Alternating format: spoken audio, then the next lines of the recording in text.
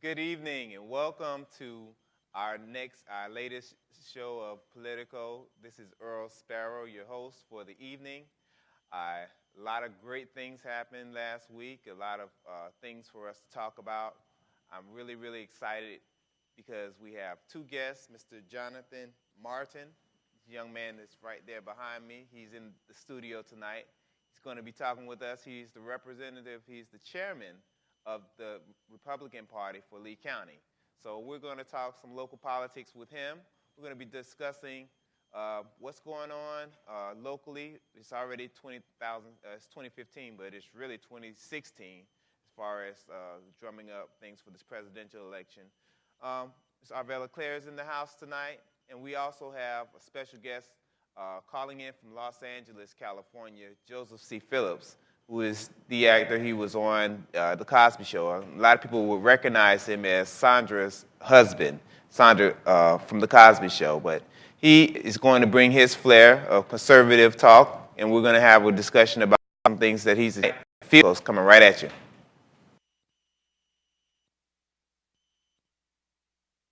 Crystal Joy Sound System Rentals and Professional Recording Studio is at your service. In association with Community TV One, the only community-based multimedia studio. Crystal Joy offers more.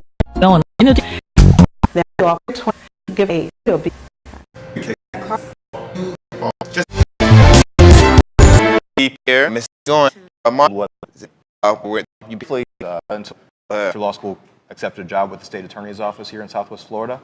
I practiced in Hendry County and then Glades County, and I was also in Lee County until I moved into this new position with the Lee County Republicans and a new position with Parvey and Frankel doing personal injury.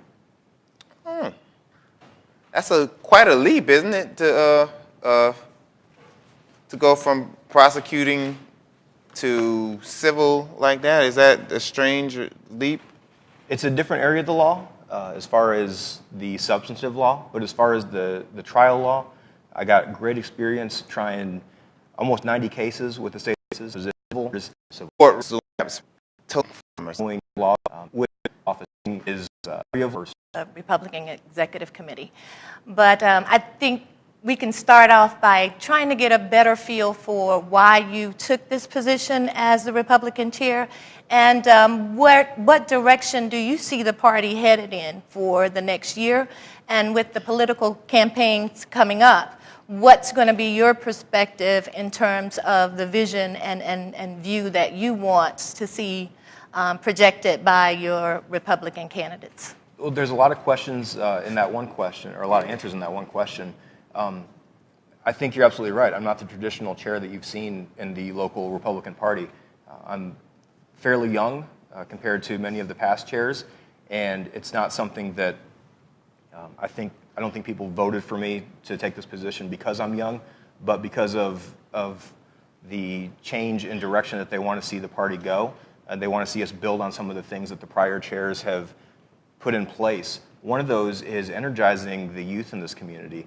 I think we need to definitely get more Republicans into the younger communities, into the colleges, into the high schools, into the young working adults. And a lot of times, people in those age groups don't have a lot of time to get involved with politics because they're busy trying to finish school and build a business and get things moving in the right direction so that they can then give back to the community. But I think that that's one of the most important things that we can do as Republicans in Lee County is show how our party and being involved is relevant to people in all areas of their career or education.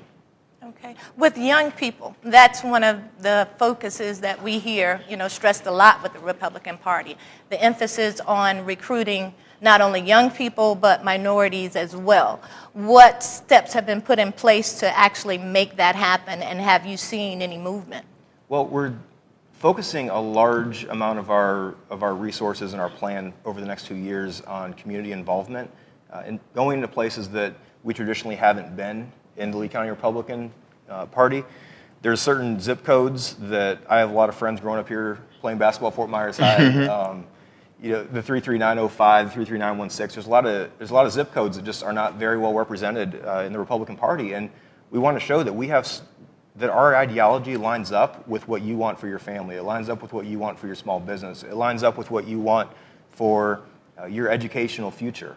And I think by going into those communities and not just having our meetings at the same old place or the same country club, we might actually get a lot more people to stop by and say, hey, what are the Republicans all about? And that's a good question. What are the Republicans about in terms of minorities? How do you get them invested in the Republican Party? And what's your message to minorities to show that the Republican Party would be a good fit for them? I think the best thing that we can do as Republicans is show that our message, first and foremost, is for smaller government. I think that there's so much empowerment that is in the minority communities with the individual and showing them that they can accomplish whatever they set their mind to. And sometimes government just needs to get out of the way. And I've seen this play out in a lot of recent issues with taxi cabs and Uber and the debate over that. And there's a lot of money from either party to try to regulate business so much that it makes a startup very expensive. And if you can start up a business without jumping through all the hoops and the regulations that are sometimes artificially placed by people who are successful in those industries, you can encourage a lot of families and a lot of small businesses to start up and become successful. And what you think the Republican Party needs to do is end some of the regulation. But how is that an incentive for minorities to get involved with the Republican Party? Well, minorities and non-minorities alike just want opportunity in the United States. And I think that's something that you see the media, you see the Democrat Party in large part try to drive a wedge between minorities and non-minorities by saying that they want two different things. A lot of it comes down to opportunity. You have minorities that sometimes have less opportunity to go and get a bank loan and start up, or go into a business startup with $100,000, and people who have the permits to back down.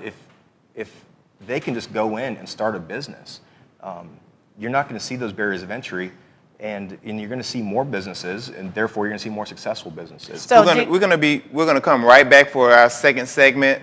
Thank you for watching CTV Politico.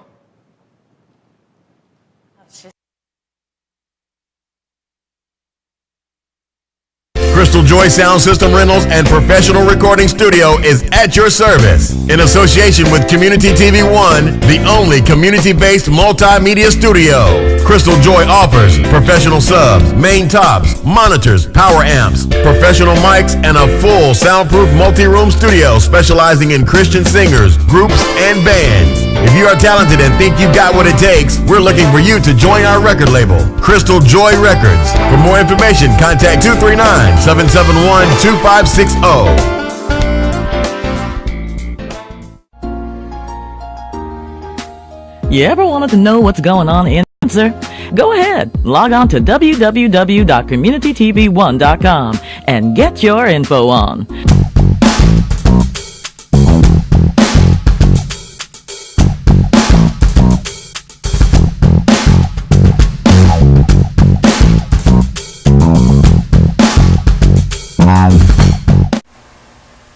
Hello everyone, this is Victoria, your community tax lady from Tax Care. I'm here to let you know that the IRS will begin accepting tax returns on January 20th. Now, you do not have to wait until that time in order to come into the office to get your tax return prepared. That's right, January 20th, the IRS will be accepting tax returns. If you have any questions concerning this process, please give us a call at 239-693-8428, or you can come into the office and we'll be ready to help you. Thank you. You know, I have been handling personal injury cases for 25 years, and people ask me questions each and every day about personal injury cases. These are some of their questions. If someone is in a car accident, how does he or she know that they have a case? You may have a case if the other car was at fault and you were injured because of their fault. But even if you are partially at fault, if the other car is also partially at fault, then you may still have a case. But the best thing to do, just give me a call. Let's talk about it.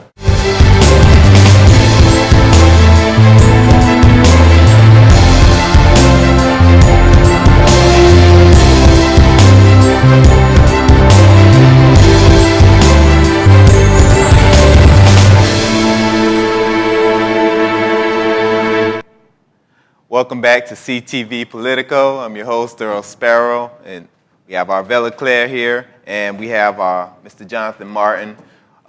Really good, interesting first segment. I heard an overwhelming theme of smaller government.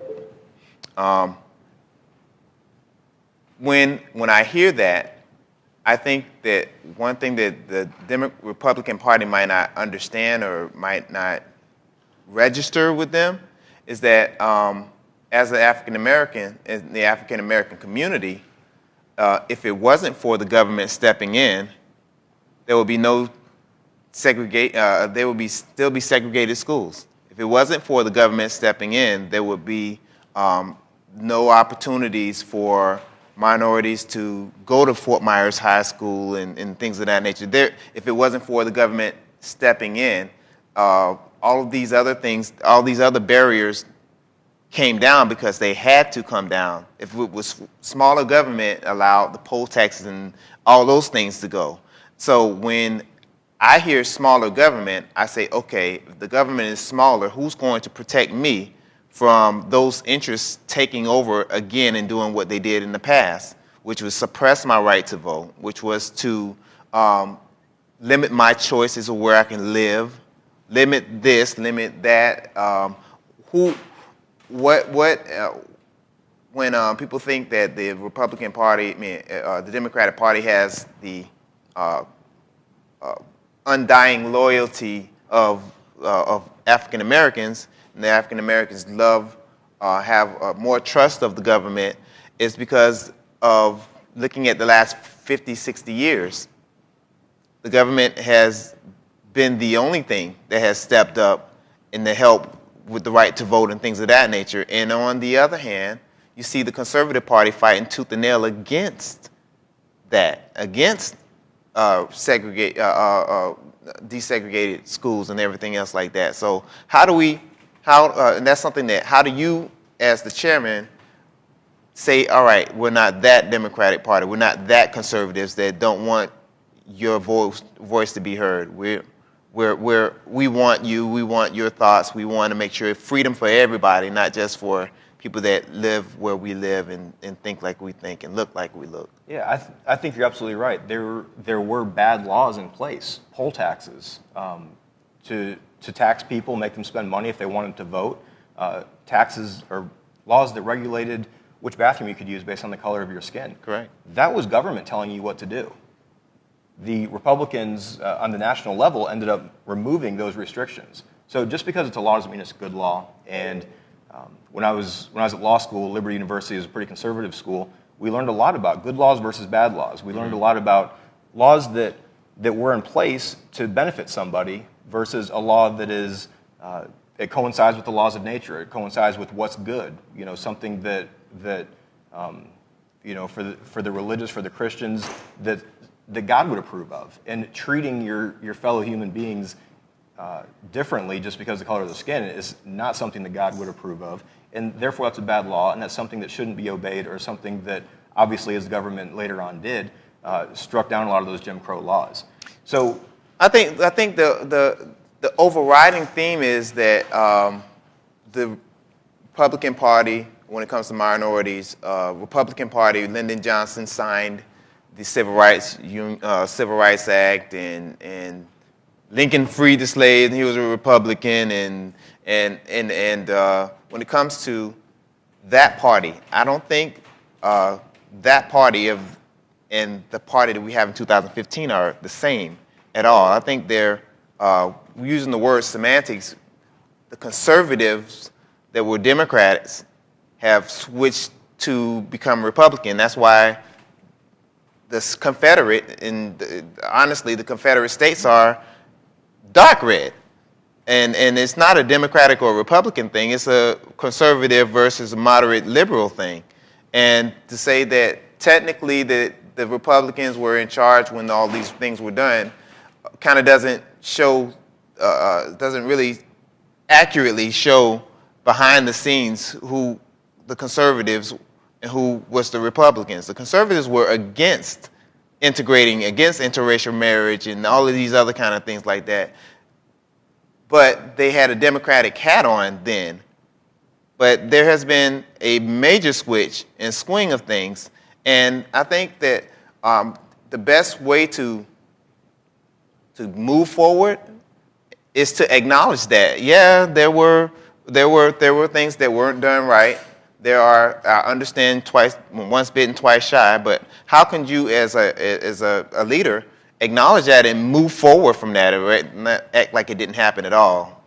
Yeah, there was a lot going on. There were Democrats just as recently as Robert Byrd, who was a U.S. Senator, who was a Democrat, who was also a member of the KKK, and this was in the 2000s, shockingly recent, that the Democrat Party never condemned him, never condoned his actions on a regular basis, and provided him many, many leadership opportunities in a Democrat-controlled United States Senate. This isn't like a backwoods legislature in West Virginia. This is the United States Senate, where a former member of a very, very horrible racist organization was given leadership roles. I think he admitted that, and it kind of I don't want to say forgave him. I don't think he was still held on to those beliefs. I think he like Bull, what's his name? George Wallace. He came around and asked for forgiveness when he was later in his life. He kind of admitted that there was things, and they forgave him and everything else. There's no hard feelings or anything else like that. But to say that the Byrd that was, again, perfect scenario of a Democrat, because that was the conservative part there when most conservatives, when the switch parties in the state mid-'60s and the late '60s and continued to go, more conservatives went to the Republican Party. He was one of those that stayed and changed and kind of saw the error of his ways and kind of repentance. Yeah, I did do that. I'm not running away from it, but that's not me anymore. So is that a way that, is that something that you guys can take from that? Will not that show evolution? You evolve or you become extinct? What? Yeah, I don't know any leaders in the National Republican Party that were former Klansmen, and I'd rather not even address that more in the past. Like you said, there were Republicans that put the freedoms through, and then there were Democrats who tried to stop those freedoms for African Americans in the United States. And through history, those lines have been blurred. But I think it's clear that Republicans, especially when you talk about the issues of education, you talk about, and we're a party of equality of opportunity. We may not be a party of equality of outcome. We're not going to try to take your money and redistribute it. We'd love, as every American I believe should, on a personal level, donate to causes that they believe in, donate to groups that are helping the needy and the widows and the fatherless. I think that's something that's entirely a duty that each American has, but it's not something that the federal government should be requiring of individuals. But you take those opportunities through education, which I believe is a state-level institution. It shouldn't be mandated. The way it's taught should not be a federal issue. But you give every student the equality of opportunity. You give them the opportunity to become whoever or whatever they want to be. Personally, somebody who grew up in a trailer park, was on government subsidy food, and lived in Section 8 housing here while I was going to Fort Myers High School. That's something that in most other countries in the world, I would not have that opportunity to become a lawyer, to become a prosecutor, to move on, to even be at the age of 33 the chair of the Lee County Republican Party, arguably one of the most Republican concentrated large counties in the state of Florida. Correct. This is a land of opportunity, and it shouldn't matter how much money you have or where you come from, but what you do with the opportunities. And I think the Republicans, through school choice and vouchers, should be able to give everybody the opportunity to get a good education. Now, what you do with that education is up to you. I think that's a good foundation because it kind of says that this country, historically we've had our problems, and problems that were an era where we dealt with Democrats on a national level that were making decisions that weren't in the best interest of all of the residents. And we've had the same thing historically with the Republican Party. I think locally what's more relevant is what's being done at the state level. That brings it back to us and makes it direct, and it makes it relevant for the period that we're in now. That's where you come into play.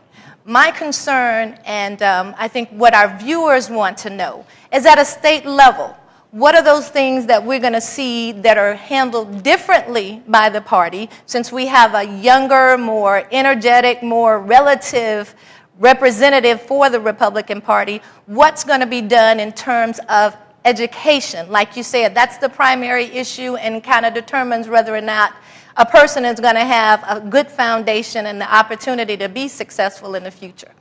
My concern on a personal level was at one point, the Republican Party was actually against school choice. At one point, they were actually against No Child Left Behind. They were actually against what we have now, the issue that we hear most people talking about in terms of education is choice.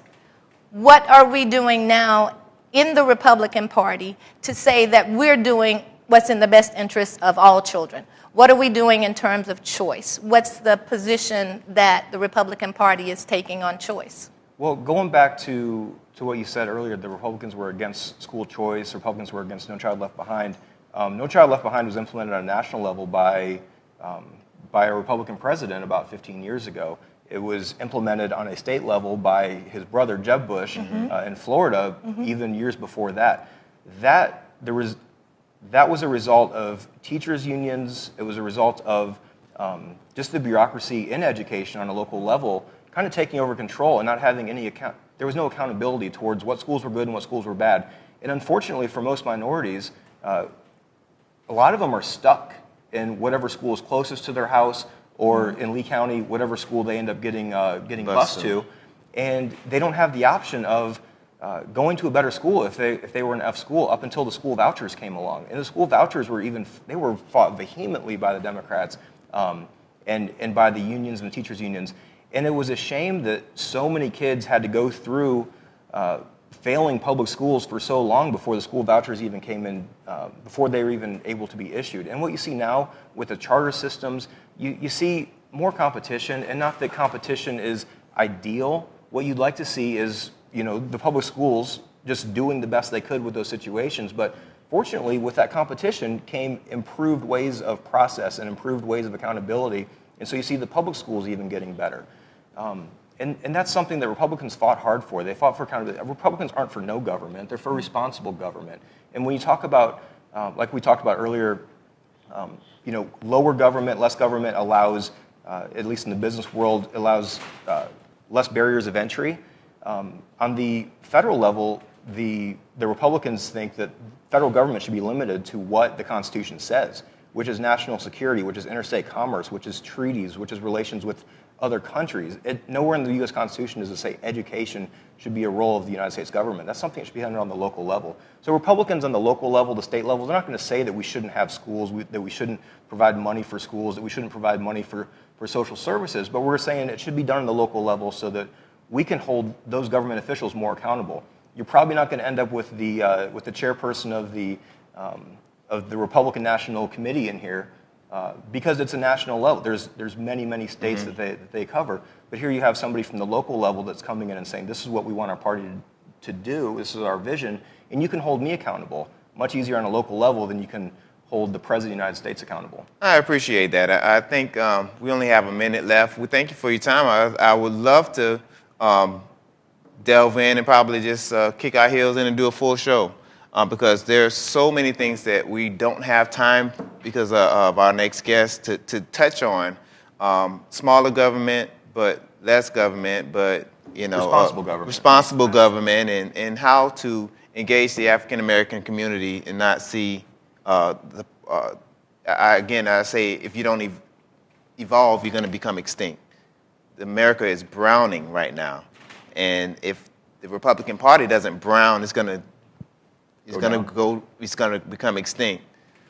So we only have a few seconds left. Thank you so much for your time. We definitely want to get you back on the show, and we still got a ton of questions to ask you, and thank you for coming down here. I really learned a lot, and I enjoyed it. I appreciate the opportunity, and I appreciate the conversation. Thank you.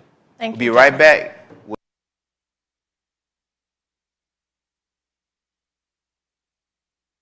Crystal Joy Sound System Rentals and Professional Recording Studio is at your service. In association with Community TV One, the only community-based multimedia studio. Crystal Joy offers professional subs, main tops, monitors, power amps, professional mics, and a full soundproof multi-room studio specializing in Christian singers, groups, and bands. If you are talented and think you've got what it takes, we're looking for you to join our record label, Crystal Joy Records. For more information, contact 239-771-2560.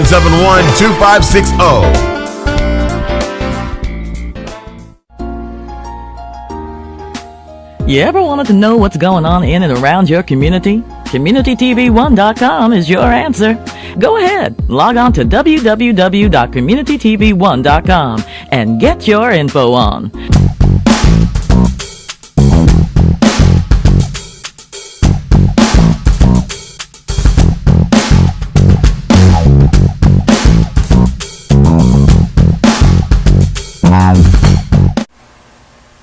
Hello everyone, this is Victoria, your community tax lady from Tax Care. I'm here to let you know that the IRS will begin accepting tax returns on January 20th. Now you do not have to wait until that time in order to come into the office to get your tax return prepared. That's right, January 20th, the IRS will be accepting tax returns. If you have any questions concerning this process, please give us a call at 239-693-8428. Or you can come into the office and we will be ready to help you. Thank you. You know, I have been handling personal injury cases for 25 years. And people ask me questions each and every day about personal injury cases. These are some of their questions. If someone is in a car accident, how does he or she know that they have a case? You may have a case if the other car was at fault and you were injured because of their fault. But even if you are partially at fault, if the other car is also partially at fault, then you may still have a case. But the best thing to do, just give me a call. Let's talk about it.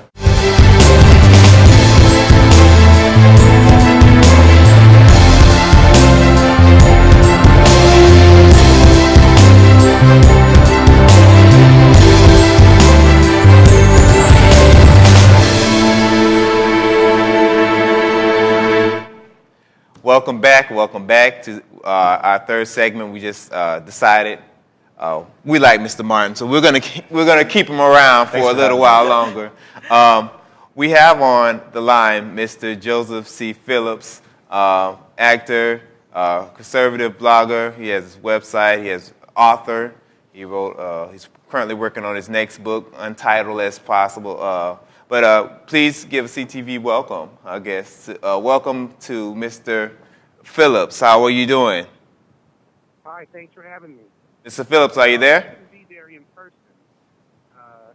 As I understood it, there wasn't. Well, while he's not there yet, full disclosure, he is my fraternity brother. He's a member of Alpha Phi Alpha Fraternity Incorporated, and we do talk on and off and on. So I'm not gonna take it easy on you, frat. Hello? Yeah. Are you there? Yeah, I'm here. Okay, all right. Welcome to the show. Welcome to CTV Politico. We were just talking a few seconds off air. You said you wanted to jump in a little bit early. You're chomping at the bit over there, huh? Well, one of the things you were talking about earlier is what people often, there's this mythology that somehow Democrats became Republicans and Republicans became Democrats. It simply isn't true. And the truth of the matter is a little bit more complicated than that. But what is true is that, first of all, what's true is that all of the Democrats who filibustered Civil Rights Act, none of them became Republicans. They all remained Democrats. George Wallace remained a Democrat till he died. Mr. Segregation today, segregation tomorrow, segregation forever, died a Democrat. The truth of the matter is that, with the exception of when Republican presidents have won majorities, landslide victories, the South has always voted for Democrats, continued to vote for Democrats. Up until 1972, the Democratic Party continued to fight civil rights legislation, opposed creation of the Civil Rights, the Civil Rights Board. So, and then, of course, what happens is people begin to die out, and you have a whole new generation of people who begin to choose parties. But this idea that, people who once wore the black hat are suddenly now wearing the white hat simply is untrue. And the final thing I want to say is that one of the interesting things that happened, what the Democratic Party did, is they began to gerrymander districts so that black communities were only represented by black representatives who are Democrats. So, for me, one of the things that's always interesting to me is when I hear black people complain about Republicans, complain about Republican engagement, complain about the fact that Republicans don't speak to blacks. And let me just pause here to say that I think that there's a lot that can be done in terms of engagement with the black community, with black voters by the Republican Party. But that said, one of the reasons that doesn't happen is because Republicans don't represent black districts. Democrats do. 75% of black voters live under 7 layers of Democratic representation. What are they upset at Republicans for? Hello, Mr. Phillips. This is Arbella Claire, your co-host. And who are you? I'm just fine. I'm just fine. I want to paint you a picture of Lee County. Lee County is a very conservative county. We've been under Republican rule now for the past 20 years. So some of the issues that go on nationally probably don't relate to what's going on with us here locally in Lee County. In terms of our history, I'm in agreement that our history is sordid, and we've had issues with both the Republican and the Democratic Party in terms of them not actually doing what's in the best interest of the citizens. But as a Republican, what I'd like to stress is, on a national level, what we see is that the Republican Party isn't typically focusing on doing what's in the best interest of the voters in terms of voter rights. We see that the Republican Party isn't really focused on what's in the best interest of the community when it comes to opportunity, access. Those are things that the Republican Party generally gets labeled with not actually focusing on what's in the interest of the people, but more so the interest of the powerful. Now, what's your perspective? Can I jump in 1 second? Can I just jump in 1 second? Yes. The first thing is that I'm having a hard time hearing everything that you're saying. Okay. From what I am hearing from you, I just wanted to respond before you got too far in. I wanted to respond to 2 things. The first thing is that I don't know anything about your local county, so I can't comment. My comments are much more general in spirit. Okay. The other thing is I absolutely agree with you. I am not here to defend the Republican Party so much. I'm not a spokesperson for the Republican Party. I think that one of the problems we have in American politics today, well, let me say specifically with the Republican Party, is that Republicans say one thing. They like to talk conservative values, and I want to stress that there's a difference between conservative and Republican.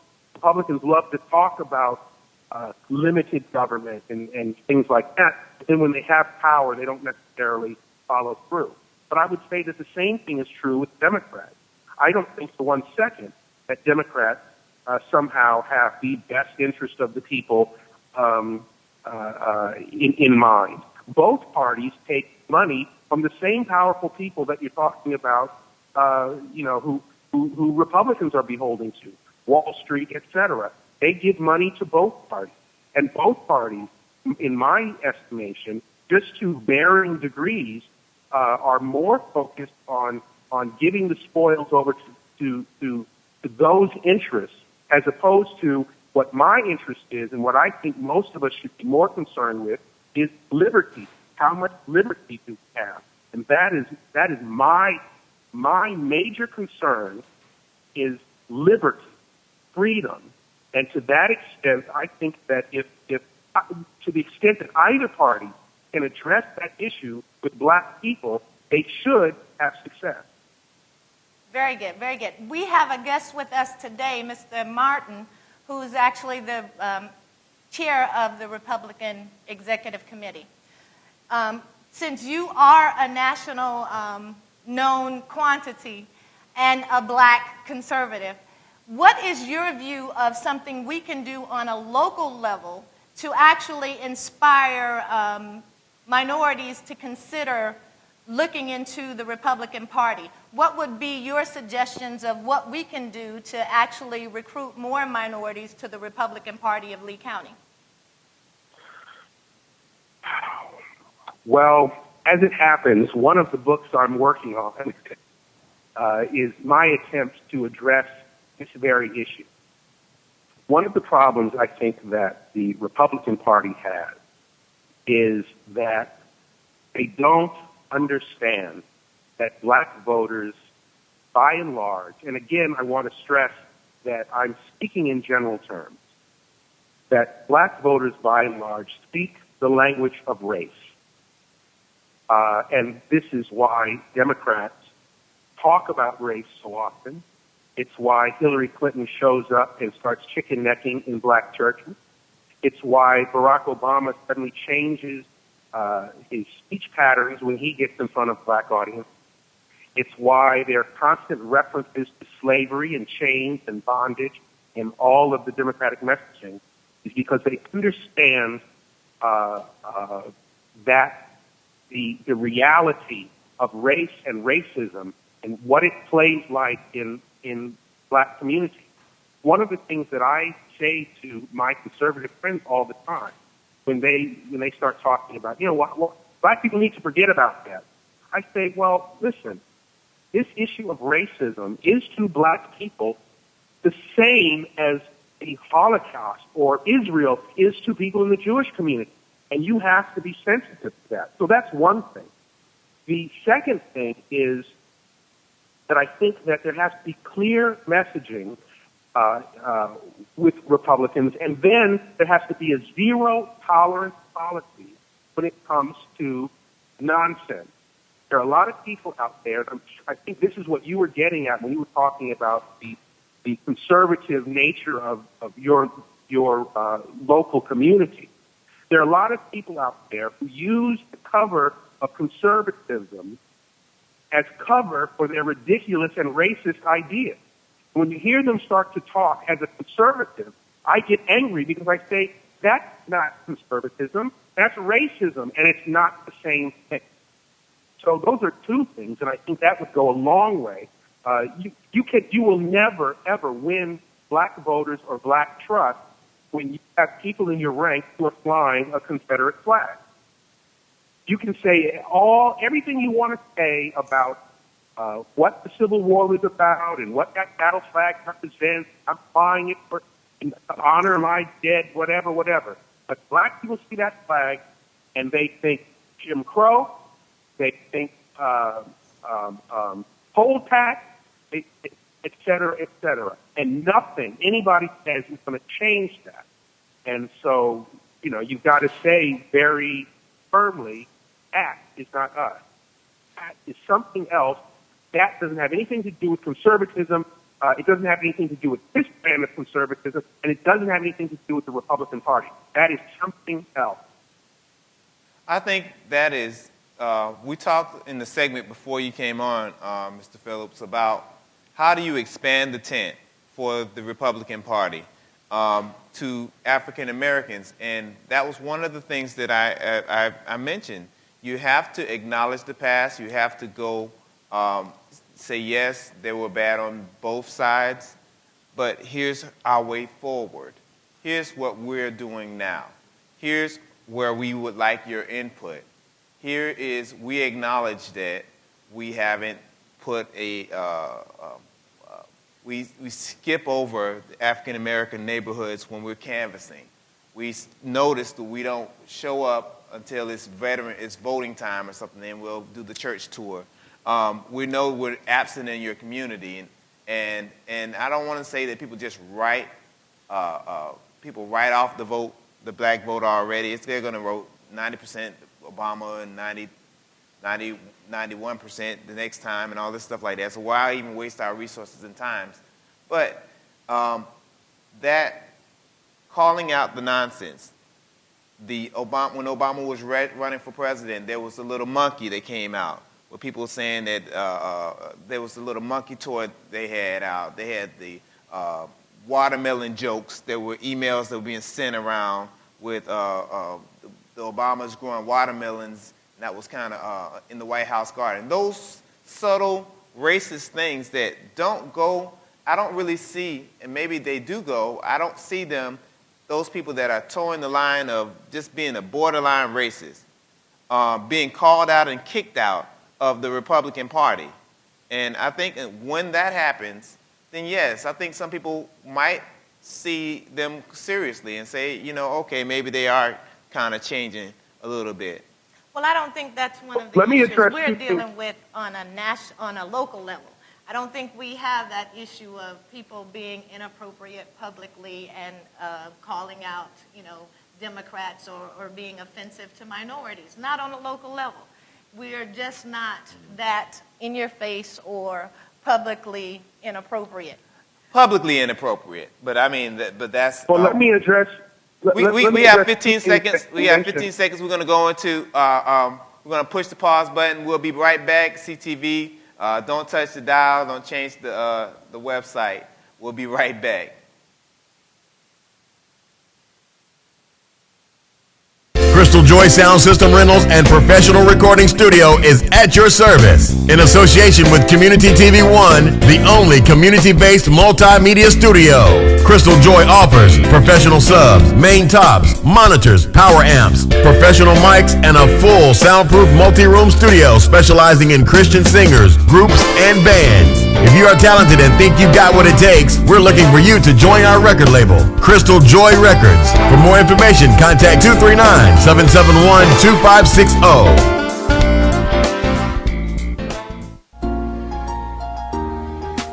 You ever wanted to know what's going on in and around your community? CommunityTV1.com is your answer. Go ahead, log on to www.communitytv1.com and get your info on.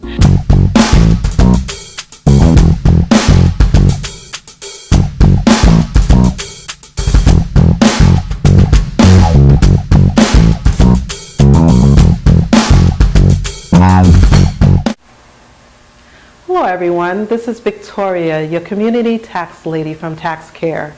I'm here to let you know that the IRS will begin accepting tax returns on January 20th.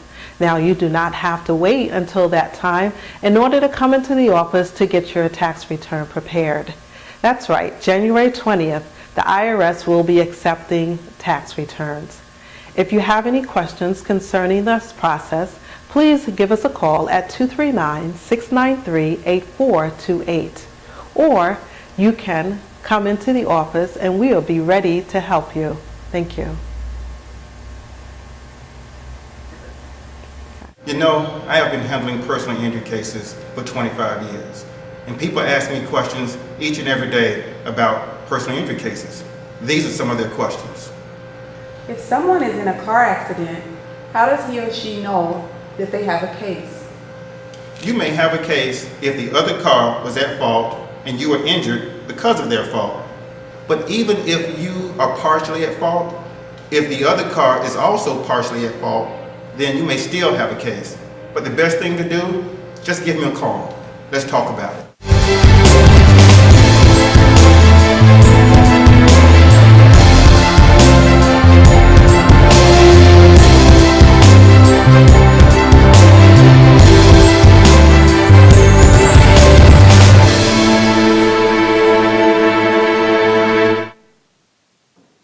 welcome back to CTV Politico. This is our last segment of the night, and we're just going to have to keep the questions coming and keep the comments even shorter so we can, once again, get as much information as we can.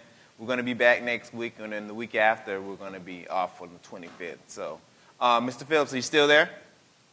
Yeah, I'm here. Can I say very quickly that the issues that you brought up about being engaged in the community year-round and not just showing up, this is something that Rents is doing, the new chairman of the GOP,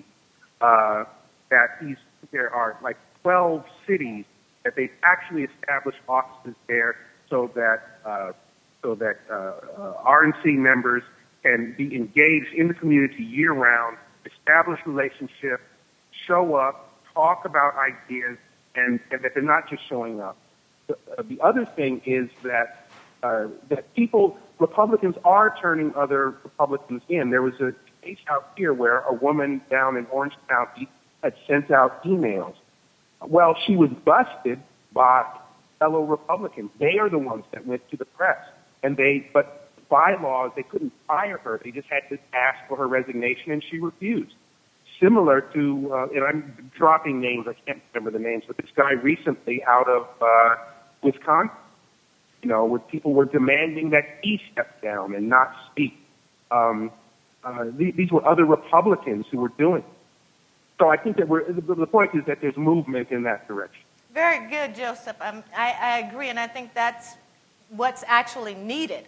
We need people to be more, outspoken in terms of racism or injustice. We need people from both parties to start being more verbal in terms of stating that these things won't be allowed to continue.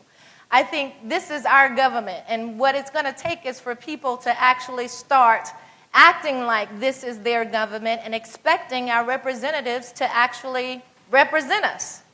So the thought that the Republican Party on a national level is making an effort to put out, the message that we're going to turn in even our own if they're doing something inappropriate is the type of message that we need to actually make sure is carried out throughout the nation. So I like hearing that, and I think those are the type of actions that we need to actually bring about change. Well, I want to get you. We got 11 minutes, so I wanted to talk real quick about. You did have an article about the amazing Christianity. Do we want to touch on just for a little while? President Obama made his speech last week at the Unity Breakfast, and we were talking about not getting on your high horse, and that was just running constantly on Fox News and probably talk radio. How dare he call us out, and he's he's apologizing for ISIS and all these other things that he got twisted on. Share with the audience your view. What did you hear, and what do you think about that? And we can definitely have a conversation. I'm sorry, I didn't get the last part of what you said. Share with the audience your thoughts in case they haven't read your blog about what you heard in the prayer breakfast speech. Well, I want everyone to obviously go and read for themselves josephcphillips.com and what I said. I actually was surprised that people were upset with some things that I said because I thought that I was fairly gentle. What I basically said is that I think it's disingenuous to only recognize the one side of what Christianity did in terms, and I was talking specifically about slavery and Jim Crow in this country, because it's absolutely true that Christians justified slavery, and that there was a justification even for Jim Crow among many Christians. But in my opinion, to leave it right there was very disingenuous, because on the other side of it was the fact that it was Christians who were fighting and using this idea of the love of Christ to fight the issue of slavery. Ultimately, it was Christians who were instrumental in the movement. Now, the abolitionist movement was not purely a Christian movement. There were people who had actually left Christianity who were part of that movement. But by and large, it was a Christian movement. Their ideas were based in Christian ideas. And then in terms of Jim Crow, you know, what part did Christianity play in the fight for civil rights of this country? If you know, just thinking about the march across the Edmund Pettus Bridge, what did people do before they marched? They gathered in a Christian church. They knelt in prayer. They marched. They were beaten. Where did they go? They went back to a Christian church and they knelt in prayer again. Martin Luther King, there's no doubt that he was a Christian. And then there are other things that I explore in there. And one of the things I think is important is this idea that Jim Crow is actually a result of big government. That's the definition of big government. Government coming in, telling you who you can do business with, who you can't do business with, you know, who is worth how much money, who is worth a different amount of money. It is the absence of big government, the absence of government getting involved in those interactions and relationships between people that results in liberty. So when someone talks about limited government, I think it's important to keep in mind that this is what we're talking about. It's removing government from those interactions that should be voluntary and actually result in greater happiness and greater wealth for everyone. What did you think, Brother Mr. Martin? Yeah, I absolutely agree with that. And I think there's the opportunity for the Republicans to, even though the media, the national media, even though the national conversation is dictated by the mainstream media, the liberal media, oftentimes is to get Republicans away from Christianity, I think that's one of the biggest inroads into the minority communities. That's the common language that we can speak. It's the common language of hope. It's the common language of brotherly love and taking care of our own without the government's intervention. The Constitution, our founding fathers, they started sharing these ideas and framing the ideas for our Constitution in churches. And the church was the centerpiece of American society when it began. And obviously, the government and churches are full of imperfect people, and so you're going to have imperfect laws coming out of it. But what has ultimately united us and got us through the founding of the country, the Civil War, and then the Jim Crow laws leading into the Civil Rights Movement is the idea that God created all of us equally, and that no government, national government, state government, local government, can keep us from experiencing that freedom that God intended for us. I heard some of the views from the right and from the left. And in terms of Christianity being the issue, I don't think that came across to either side as the message that the president was laying out, that this was a Christian event. I thought the issue in terms of religion was that people have used religion as a means to justify doing things that were inappropriate to others or doing anything that they thought would serve their cause. But the message that I received was that this was an example, you know, not that it's because of Christianity, but Christianity was used as a justification to meet their means. So that's absolutely true, but I'm sorry, I didn't mean to interrupt. No, go ahead. Go ahead. You're absolutely correct, but this is why I say, but when you stop right there, that's when it becomes disingenuous, because then because the fact of the matter is that slavery continues to be practiced in the Muslim world. Slavery ended in the Western world due in large part to the actions and the beliefs of Christians. So to draw the comparison, and further, this idea that we're going to talk about the Crusades, which is 1,000 years ago, and juxtapose it to the kind of barbarism that we've seen just in the last month in the 21st century, I think is a stretch. But it illustrates the point that I was trying to make even more, which is all things are not equal. So that while, yes, all people, you know, you're filled with people who pound the book of Scripture even while they are preaching hatred. That's absolutely true. But the force of good that came out of Christianity, you cannot make the same argument with other religions, because it was not Muslims who ended the transatlantic slave trade. It was not Muslims who ended the slave trade at all. It was not Muslims who fought Nazism. It was not Muslims who ended Jim Crow in this country, et cetera, et cetera, et cetera. That honor belongs to Christians, and for very specific reasons. I agree. I think the instance, I think the comment was that even our religion, we're all Christians here, even the Christian religion has been used inappropriately. And I think at the end of the speech, those people that read the entire speech or listened to the entire speech know that he said that with humility and prayer, we can make sure that the Christians don't pervert the religion for violent Muslims.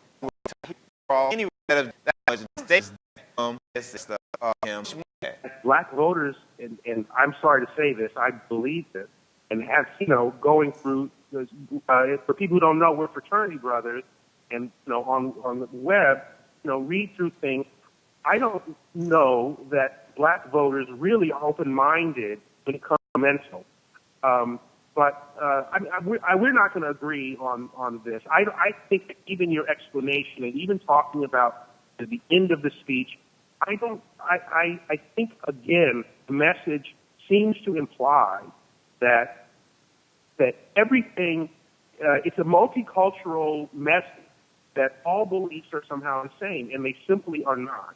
And it gives credit to people who didn't do things, and there's a reason they didn't do things. It's because the message in their books doesn't lead them in that direction. Yeah. If it did, they wouldn't have done it. They would have been present, and they weren't. And that's, don't anybody write me. I'm not disparaging Muslims, but I am saying that there's something in Christian teaching that lent itself to ending slavery, and that was not there in other beliefs. It just is not. Joeseph, I want to encourage our viewers to go to your website, because I spent some time there today reading some of your posts. And what I'd like to speak on is the fact that you stress the fact that spin is the overriding factor in our politics now. It's about shaping your message to complete or fulfill your agenda. And I think this whole discussion about what went on with the president's speech is a good example of that being done. People cherry-picked and picked out the issues that they wanted to stress, and they kind of lost sight over the message. And I think the message has to be stressed again, that we are in this together, and what we can't do as a country is forget our history, because our history is going to actually set us on the right track for the future. If we remember our history, acknowledge our history, the mistakes, the gains, and we actually learn from that and set ourselves on a path to do better in the future, that's probably what we accomplish. But as long as we tend to pick and point out problems to make ourselves look better or to promote our agenda, we can't possibly expect things to change. Brother Phillips, I don't have much problem with what you just said.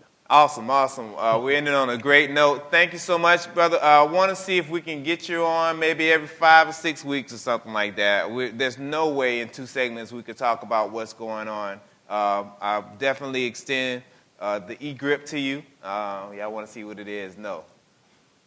Someone ask one. But thank you, brother. I appreciate your time, and much luck and blessings to you on the West Coast, and kiss the wife and babies for me. Thank you so much. It's a pleasure. Thank you, Joeseph. It was a pleasure. That's our time for today. Thank you. Please listen to, leave comments on Facebook about our show. Leave questions. We're going to be getting you some advance notice of who our guests are, and if you want to ask some questions, we'll try to include that. Wonderful show. Thank you, Mr. Martin, for joining us tonight. We look forward to having you come in again. It's silly season already, and so much stuff we need to talk about the candidates, who's going to be the leading Republican candidate, or who's already coming to Fort Myers to lay some groundwork and everything else for the Republican Party. And thank you, Ms. Claire. We will see you guys next week on CTV Politico. Same time, same place. Have a wonderful week. Good night.